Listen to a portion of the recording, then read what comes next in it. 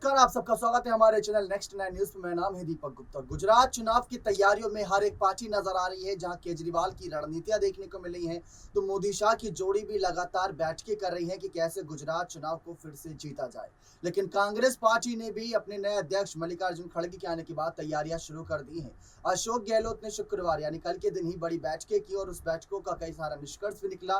कहीं ना कहीं गुजरात बहुत एक ऐसे कह सकते हैं 77 सीटें जीती थी, तो कहीं ना कहीं इस बार भी एक दावेदारी रह सकती है कांग्रेस पार्टी की इस बार। लेकिन सचिन पायलट अब उतरते नजर आ रहे हैं गुजरात चुनाव में, और सचिन पायलट के उतरने के साथ साथ सवालात खड़े हो गए हैं कि क्या सचिन पायलट कमाल कर पाएंगे गुजरात चुनाव में, क्या अपने दम से कई सीटें निकाल पाएंगे। उत्तर प्रदेश के चुनावों में ज्यादा कमाल नहीं कर पाए, लेकिन हिमाचल चुनाव में उनसे उम्मीद की जा रही है। और इसी के साथ साथ 31 अक्टूबर को चुनाव प्रचार पर रहेंगे, जानकारी सामने आई है गुजरात से। लेकिन आपको बता दें कि यहाँ पर अशोक गहलोत ने पहले बैठकें करी, अब इसके बाद सचिन पायलट की कई बैठकें होंगी। और बैठकों की अगर जानकारी देते चले तो सबसे बड़ी जानकारी 31 अक्टूबर को लेकर ही आई है सामने, और इसमें यह कहा गया है कि कहीं ना कहीं राजकोट है और साथ ही साथ नवादा और संतारामपुर और फतेहपुरा में चुनावी मीटिंग को संबोधित करेंगे। जबकि 31 अक्टूबर को मुख्यमंत्री अशोक गहलोत बनासकांठा में भारत जोड़ो यात्रा में शामिल होकर राजस्थान लौट आएंगे। गुजरात चुनाव में सबसे बड़ी चुनौती रहेगी मल्लिकार्जुन खड़गे के सामने कि खड़गे कैसा अपना कमाल का प्रदर्शन दिखाते आने वाले वक्त में कितनी ज्यादा सीटें निकलवा पाएंगे यहाँ पर कांग्रेस के लिए।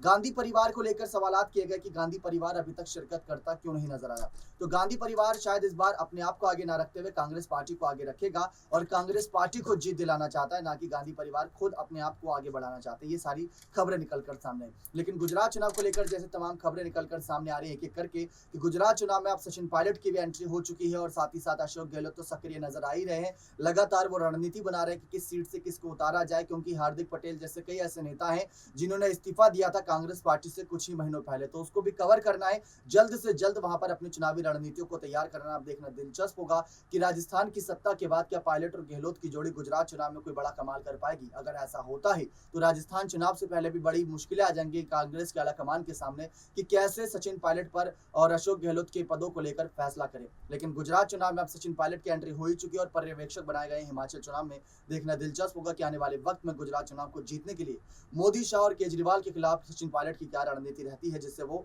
अपना दमखम दिखा सके, अपना नेतृत्व दिखा सके और अपनी पार्टी को जीत दिला सके। बने रहे चैनल के साथ ऐसी और तमाम जानकारियों के लिए बहुत बहुत धन्यवाद।